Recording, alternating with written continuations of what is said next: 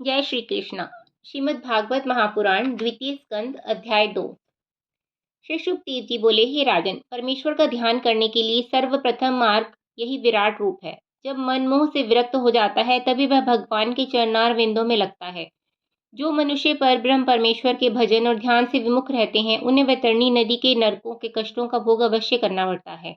जो मनुष्य संसारिक माया मोह छोड़कर प्रभु जी का स्मरण करते हैं उन्हें किसी गृहस्थ के घर भोजन अथवा वस्त्र मांगने जाने की कोई आवश्यकता नहीं रहती है। हे राजन, जो प्राणी मानव जन्म लेकर भी भगवत भजन करके अपनी मुक्ति का साधन नहीं करता उसे पुण्य 84 लाख योनियों में जाना पड़ता है।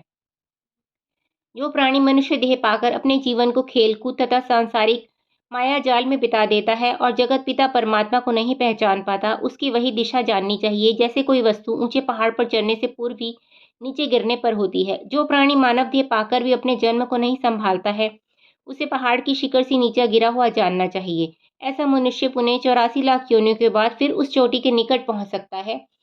जिसने अपना जीवन वृथा ही नष्ट कर दिया वह मनुष्य मरने के पश्चात पछताता है, परंतु उस समय पश्चाताप करने से कुछ कार्य नहीं चलता है। अतः प्राणी के लिए उचित है कि वे अपने जीवन का समय नित्य प्रति घटता हुआ जाने। जो दिन निकल चुका है वह वापस नहीं आता, इसलिए प्राणी को सदैव इस बात का ध्यान रखते हुए एक पल भी उन परमेश्वर को नहीं भूलना चाहिए। जिस प्राणी ने मानव शरीर पाकर भी भगवत भजन नहीं किया वह मनुष्य पशु के सदृश है।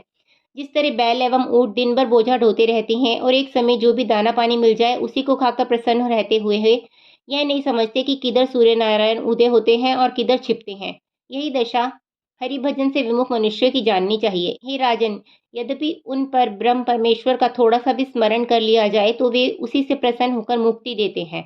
अर्जुन से भगवान श्री कृष्ण जी ने गीता में यह कहा है कि मनुष्य 4 समय में मेरा ध्यान अवश्य करते हैं। जब मनुष्य रोग से पीड़ित होकर कष्ट पाता है, जिस वक्त मुझसे मिलने की अभिलाषा होती है, जब किसी का कोई कार्य अटक जाता है और उसे किसी वस्तु के पाने की इच्छा होती है, जब कोई मुझे पहचान कर मेरे भेद को जान पाता है। इन 4 अवसरों पर मनुष्य अवश्य ही अपनी कार्य सिद्धि के कारण मेरा ध्यान करते हैं, परंतु मैं इन 4 समयों पर मनुष्य से अधिक प्रसन्न रहता हूँ।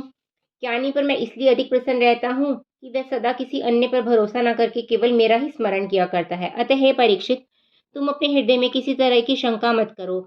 इन 7 दिनों के अंदर ही तुम्हारी मुक्ति अवश्य हो जाएगी। मैं तुमको श्री भगवत भागवत की कथा रूपी अमृत का श्रवण पान कराता हूँ। उसे तुम ध्यान पूर्वक सुनोगे तो अवश्य ही इस भवसागर से पार तर जाओगे। तीसरा अध्याय। सूत जी कहने लगे, हे शौनकादि ऋषियों, जब महाराज परीक्षित ने परब्रह्म परमेश्वर के स्मरण करने की यह विधि सुनी तो वह अपने हृदय में भयभीत होकर सोचने लगे कि परम प्रभु श्री नारायण जी का यह स्वरूप मेरे हृदय में किस तरह आवेगा। राजा को उदासीन देखकर श्री शुकदेव जी ने अपने हृदय में सोचा कि राजा के मन में कोई अभिलाषा रह गई है, अतः इसके मन का हाल अवश्य जानना चाहिए। यह विचार कर श्री शुकदेव जी परीक्षित से बोले, हे राजन, जो मनुष्य अपने सत्य की वृद्धि चाहता हो उसे ब्रह्मा जी की आराधना करनी चाहिए, और इसके अलावा जो अपनी इंद्रियों को पुष्ट रखना चाहे उसे देवराज इंद्र की, एवं जो अधिक संतानोत्पत्ति की इच्छा रखता हो उसे दक्ष प्रजापति की, जो धन चाहता हो उसे लक्ष्मी जी की, जो अपने तेज की वृद्धि चाहे उसे अग्निदेव की, जो अन्न एवं हाथी घोड़ों आदि की चाहना करता हो उसे अश्वसुओं की, जो कामदेव की वृद्धि चाहता उसे रुद्र की, जो अपने शरीर में अधिक बल चाहता उसे ईला देवी की, सौंदर्य चाहे उसे गंधर्वों की, जो रूपवती स्त्री की कामना करता हो उसे उर्वशी की, जो यश चाहता हो उसे नारायण जी की, जो विद्या चाहे उसे शिव जी की, जो बहुत बड़ा कुटुंब चाहे उसे देव पितरों की, जो राज्य पद चाहता हो उसे मनु की, जो शत्रु का नाश चाहे उसे नित्वी राक्षस की, जो वीर्य की वृद्धि चाहे उसे चंद्रमा की, जो दीर्घायु चाहे उसे अश्वनी कुमारों की, जो स्त्री सुंदर पति चाहती है उसे पार्वती की, जिसे संसार की किसी भी वस्तु की इच्छा ना हो उसे परम प्रभु श्री कृष्ण चंद्र जी की आराधना करनी चाहिए। उन्हीं की कृपा से मनुष्य के समस्त मनोरथ पूर्ण होते हैं। जय श्री कृष्ण। श्रीमद् भागवत महापुराण द्वितीय स्कंद चौथा अध्याय। सूजी कहने लगे, हे शौनकादि ऋषियों, जब राजा परीक्षित ने भगवान श्री श्याम सुंदर के ध्यान का वर्णन एवं श्रीमद् भागवत महापुराण की महिमा को सुना तो उनके मन का सब शोक जाता रहा। उन्होंने प्रसन्नता पूर्वक राज्य एवं स्त्री पुत्र आदि का संपूर्ण मोह छोड़ दिया। तदंतर वे हाथ जोड़कर श्री सुखदेव जी से इस प्रकार कहने लगे, हे महामुनि, आपने जो कुछ कहा है उस पर विश्वास करके मुझे बहुत ही आनंद प्राप्त हुआ है। मैंने अपना मन भगवान श्री श्याम सुंदर के चरणों में लगा दिया है। अब मुझे आज अथवा आज से 7वें दिन मरने की कोई चिंता नहीं।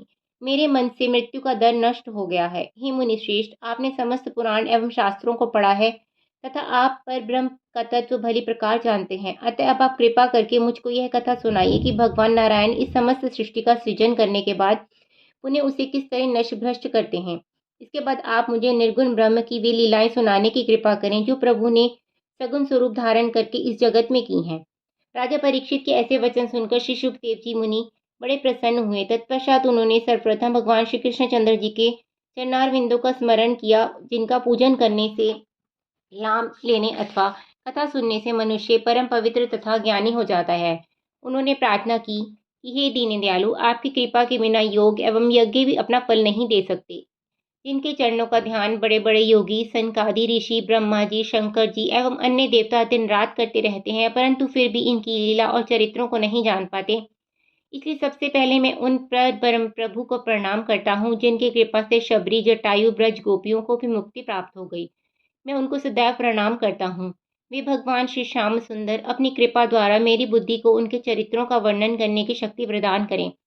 इसके पश्चात श्री शुकदेव जी ने अपने पिता श्री वेद व्यास जी तथा गुरु चरणारविंदों का स्मरण करते हुए राजा परीक्षित से कहा, हे राजन, इस श्रीमद् भागवत की कथा को श्री नारायण जी ने ब्रह्मा जी से कहा था, ब्रह्मा जी ने देवऋषि नारद से कहा और नारद जी ने मेरे पिता वेद व्यास जी से कहा। फिर पिताजी ने वह कथा मुझे पढ़ाई थी। अब उसी कथा को मैं तुम्हें सुनाता हूँ, सो तुम मन को एकाग्र करके सुनो।